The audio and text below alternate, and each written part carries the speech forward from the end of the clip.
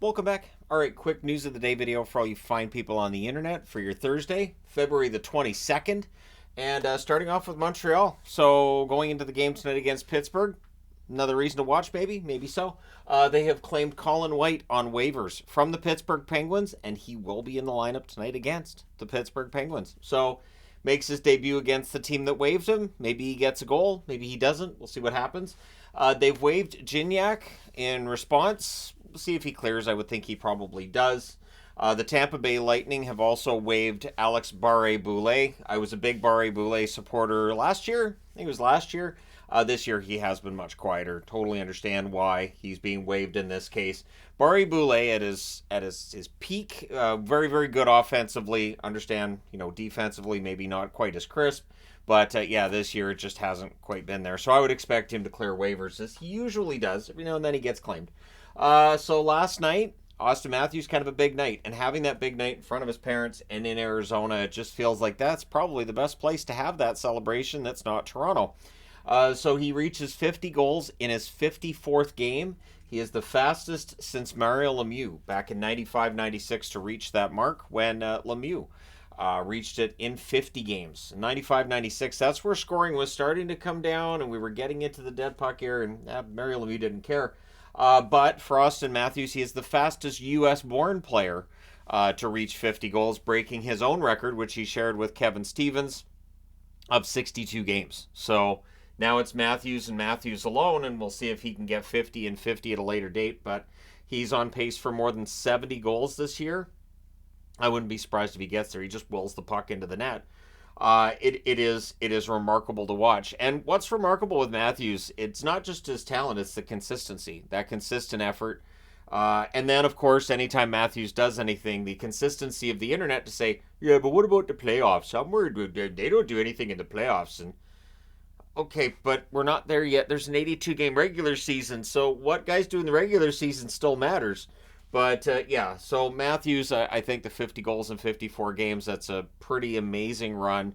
And we'll see if he does get to 70 goals. Even if he slows down, he's still going to eclipse 60. It's just insane. And tonight, of course, they're playing Vegas. Now, Vegas is a bit of a weakened lineup right now. Already without Eichel down the middle and without Stone. And they're saying Stone's week to week, and I've already seen the comments. So Howden's day-to-day, according to Bruce Cassidy. He also said that Stone is week to week. And right away, people are like, here they go, they're going to cheat the cap. Holy crap. Half the league is using LTIR to stay under the cap. There have been players who've come out and said, so I went on LTIR and the team just didn't contact me after that. They didn't do any follow-up to see if I was getting better. And it wasn't Vegas. So I think it's interesting that clearly general managers and teams have found this loophole. I don't think if Vegas was going to use this loophole, they would use it to take their two best forwards out of the lineup. Mark Stone being their best two-way forward and Jack Eichel being the number one center. It just feels like if you're going to take players out of the lineup for salary cap reasons, you don't want that to be your best players. So, but at any rate, it sounds like Stone will be back in a couple of weeks, maybe, and Eichel, he's on LTIR, so we don't know when he'll be back. Yes, that frees them up with some cap space. There's other teams that have cap space too. But at any rate, the Vegas Golden Knights going through it. They've had a lot of injuries. They were without Shea Theodore for quite some time as well. Still had a decent record. And so we'll see how they do. But it's good news for Toronto coming in, not having to see Stone, who again is excellent at both ends of the ice, or having to see Eichel, who is above a point per game player. Blake Lizotte has been activated from long-term injured reserve, so as I was throwing this board together, the LA Kings let everybody on social media know Lizotte's good to go, so he should be back in the lineup tonight. That's good news for them. The Kings have had some injury concerns as well. Not as many necessarily as other teams, but definitely some injury concerns there too. So, Lizotte being back should help them out. Jack Edwards. So I know there's a lot of people that don't like Jack Edwards, and I get that, but I would never wish poor health on anybody. I just don't.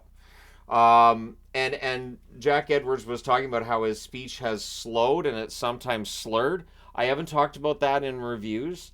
Is it noticeable? Yes, but he's 66 years of age. Now, what he said in the article, which was referenced by Elliot Friedman today, that's how I discovered it, is that it's basically a medical mystery. They've tested, he does not have cancer.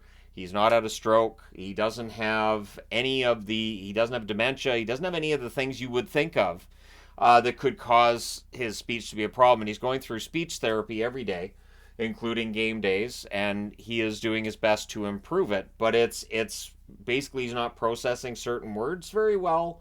And during the play, he even mentioned as well that Andy Brickley, aware of him going through this, there are times where Brickley during the play-by-play will kind of get him caught up, because hockey's a very fast game. It is tough to call a hockey game. I have nothing but respect for play-by-play announcers that do it well, because they make it look easy, and it's not. By the time you're saying Pettersson passes the puck over to Besser, it's already in the net. Like, it's so fast. So when somebody's able to keep up, it's something. But when your speech is slow, it's going to make it tough to keep up. So he said it has been frustrating. And if it gets worse, if it gets to the point where he feels like he can't do the job, he will step down. But he did point out, too, in that article that he still has years left on his contract, and he has every intention of being the play-by-play announcer for Boston until that contract runs out. And I believe it's Alex Faust that's filled in here and there for Jack Edwards. He's been quite good. So yeah, I hope that this gets better for Jack. Again, no matter what I might think of some of the commentary he does during games, and I understand there's all the negative that's said about him. I don't wish this on him. I just don't. I can't wish ill on other people. It's not my way. But yeah, so hopefully that gets better for Jack soon. And, fingers crossed for him there. So we are 15 days out until the trade deadline, and trade rumors are insane. And what I've noticed is we now have an entire cottage industry, which I feel like Hockey Buzz kind of created. Like Eklund was kind of like the pioneer, right? Where you've got this whole hierarchy where everybody posts rumors. None of them ever come true. That's the thing I find interesting, is none of them ever come true. But you'll have this source from, and if you look at it, a lot of the time they're just kind of feeding themselves and back and forth, and it's just this anonymous source confirms this guy wants to go here, and so clearly he's going to get traded there. And then on trade deadline day, some of those guys don't get moved. Some of them do, but to a team that nobody mentioned. And then they'll be like, oh, well, last minute somebody else came in, but yeah, they were totally going there. So that's why I don't really report on it. If I report on anything trade related, it's because Chris Johnston, Elliot Friedman, somebody in the mainstream has reported that there's something there, because we know they have sources. Now, it doesn't mean that everything they're reporting comes to pass either, because that's how trade rumors work. There are times where a team will call another, they'll start talking, they'll work on a deal, and then it falls through.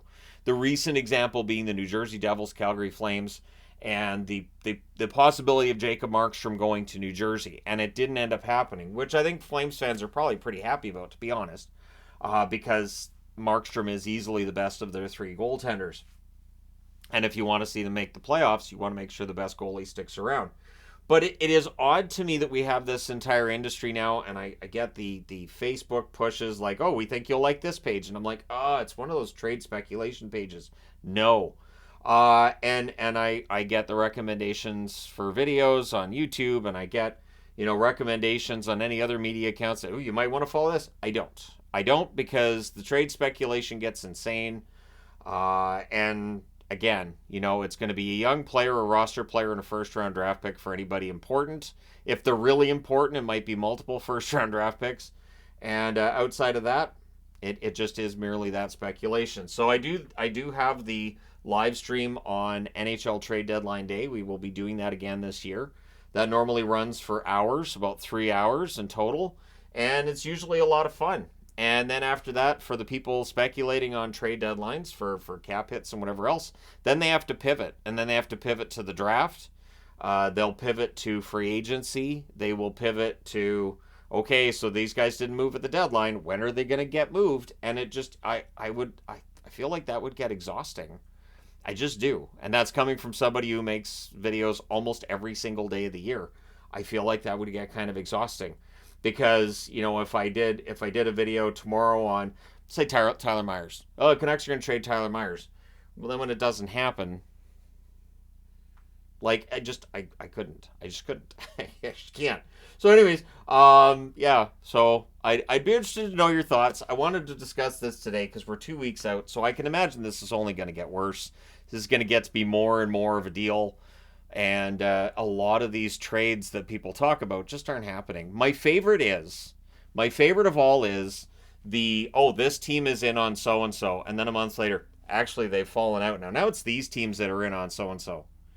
How often do people think these trade discussions are held? How many times do you think a GM's picking up the phone? You think every day they're picking up the phone and call? Anyways, it's weird to me because it is an industry that feels like it just kind of feeds itself. It's this engine that just keeps going, and in all the years that, and it predates me having a channel, in the years that I did try following it, I was like, none of these things happened. And as soon as I realized none of the things that were predicted happened, I went, okay, got it. And the other thing too is that very often these trades are obvious, where it's like, okay, this person's available. Where could he go? And you just look at just depth charts, and you hear what other pundits are saying about which teams are looking for defensemen, looking for forwards, looking for an upgrade in net. And you could just go, so these teams are in on this player. And you have a decent chance of being right because, say New Jersey's looking for a goalie. So, okay, UC Saros is out there. He could end up with the Devils. It could happen. Is it likely? Probably not, because Nashville's asking a king's ransom for Saros. But it could. And then you look brilliant after. But then there's all those other ones you speculate on that don't happen. So I do my best to stay out of it, even though I realize that's a way to just get clicks and cash, clearly, because there's an industry that's built up around it, and it is so weird. Almost as weird as how quickly sports betting has taken over the universe, but that's a whole other discussion we've had a few times, isn't it? But yeah, so let me know your thoughts. Thank you guys so much for all your support. I'm sorry I don't do the trade speculation craziness and throw all the names up there. No, he could go here, and he could go here, and he could go here. Where's Pettersson going to end up if he doesn't sign a long-term deal in Vancouver? I'll speculate if he doesn't want to stay in Vancouver, he won't stay in Vancouver. There you go. That's as wild and crazy as I get. But thank you guys so much for all your support as always. Thank you guys so much for all your support that throughout the years. It's meant a lot, and it is fun as we get ready for another trade deadline. And I'm looking forward to seeing what's going to happen. I think basically at this point people are just like, where's all the trades? I'm kind of right there with them, but maybe they'll all wait till the last minute. We've seen that before too. So anyways, all right. Hit like and subscribe if you haven't already. Thanks for that. I will talk to you again soon.